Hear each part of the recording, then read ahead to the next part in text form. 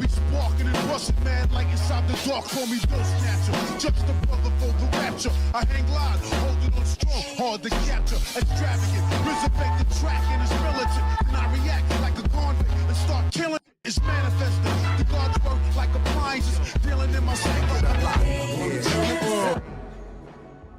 With the last episode of Boruto episode 216, I'm sure quite a few of you guys have a lot of questions about Naruto's new transformation. Why did Kurama just now all of a sudden make this an option for Naruto? Why didn't Kurama offer this mode to Naruto when they fought against Kaguya? How powerful is this form? What makes it so special? And most importantly, will Naruto die as a result of using the Baryon mode like Kurama said? Well, have no worries, because in today's video, we're going to be breaking down everything you need to know about Baryon mode and answer all of those questions. So what exactly is Baryon mode? Well, a great way to put it is that this is the equivalent of the 8th gate being unlocked by a Jinchuriki of the Nine-Tailed Fox, who is a perfect Jinchuriki and is in possession of both halves of the Nine-Tails chakra. This is why this form was never an option for Naruto until the Boruto era, because Naruto at no point during Naruto and Naruto Shippuden was in possession of both halves of the Nine-Tails chakra.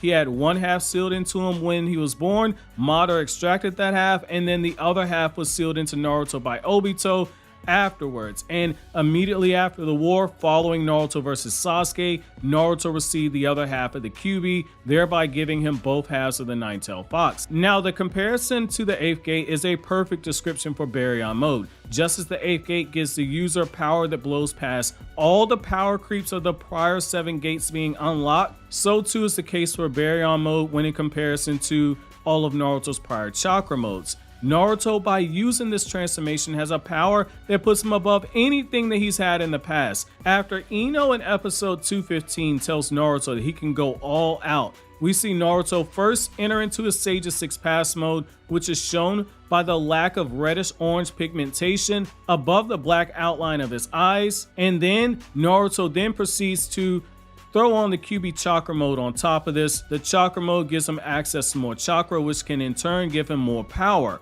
Ishiki proved powerful enough that Naruto struggled in his battle to grab Ishiki, and he never landed a hit on him in the anime, which is why Baryon mode was required. When Naruto enters into this form, he gets spikier hair. Basically, this is Naruto's Super Saiyan transformation. However, his ears take on the appearance of fox ears. His whiskers become a lot thicker, and he grows extremely black pigment around his eyes that stretches up to his ears. The massive increase in his power changes his chakra aura to being a dark reddish orange, and Naruto produces chakra tails. However, the power comes at a huge price.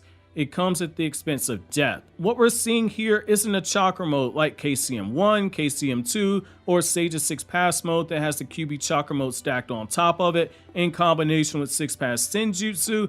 That's not what we're seeing. This is an entirely different form altogether. In the manga, Kurama compares it to nuclear fusion, and it's very fitting given how this power works. The massive power boost is created by taking Naruto Uzumaki's chakra as a separate entity and taking the chakra of the Nine-Tailed Fox as a separate entity and directly consuming them as raw materials that is used to make a brand new energy. Think of it like this. Baryon mode is a car.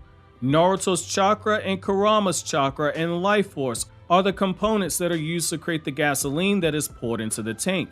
Once the car runs out of gas, the car stops moving because the car is no longer powered by that gasoline. Using that same example, once Baryon mode consumes all of that chakra, the mode comes to an end and death is what follows soon afterwards. However, Baryon mode is more than just a physical boost to speed and power and all the physical stats. If that were the case, it wouldn't be anything different than your normal chakra mode that Naruto has.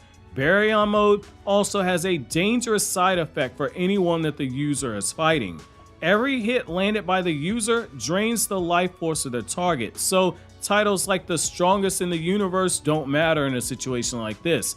Every time you come into contact with a Baryon mode user, your life force is drained away. Think of it like a video game where two fighters have a health bar. When one attack lands, the health bar decreases. For Baryon mode, every contact that is initiated by the user or by the target will drain the health bar, and this is because all chakra is connected to a certain extent. It's basically a cheat code that strips away the life force every time you get hit or every time you hit the person while you're in Baryon mode. Physical contact is the key. What also makes Baryon mode so deadly is the insane stat boost that it gives the user.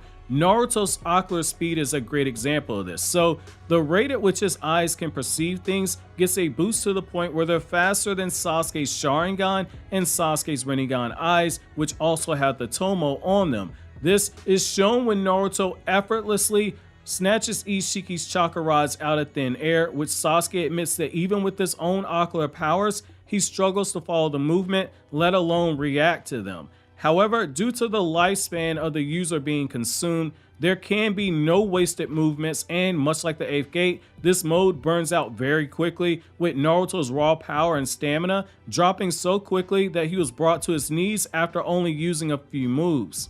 From here, I'm going to give a bit of a spoiler warning for Boruto episode 217 and 218. So if you want to click off this video until you watch these episodes, do so now, but you have been warned. The death for the user of Baryon mode is very tricky. So much like the 8th gate, it does come with a death requirement. There is no getting around that. However, the death in this case is Kurama. So the way that this works is once Baryon mode consumes the chakra and the chakra runs out, this becomes an absolute zero situation. In the world of Naruto, once chakra hits absolute zero, you're dead. There's no getting around that. So this is different from characters saying that, oh, I've run out of chakra. What they're really saying right here is that they've run out of chakra to where they can safely perform ninjutsu. Truly being out of chakra is what happened when Kakashi used Kamui to save Choji in the Pain arc. He used the jutsu and then he died right afterwards because his chakra hit absolute zero, effectively erasing his life force. Baryon mode takes Kurama's life force to absolute zero. However, this is different from the death of a Jinchuriki. With a Jinchuriki dying or the extraction of a Biju from a Jinchuriki, death becomes the fate of the Jinchuriki because of the relationship that the two chakras have.